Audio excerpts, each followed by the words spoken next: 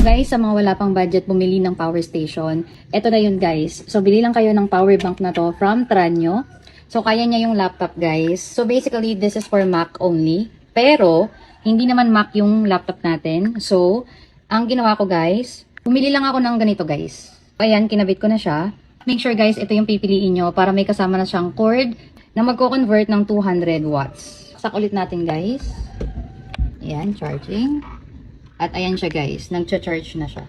Guys, kaya niya mag-charge ng 7 to 8 times ng full charge ng laptop.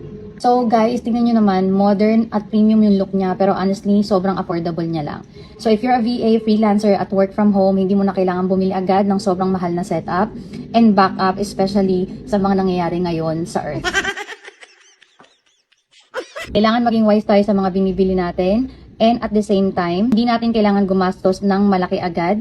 If wala pang budget, okay lang yan. Guys, yung link, ilalagay ko na lang sa comment section. Bye!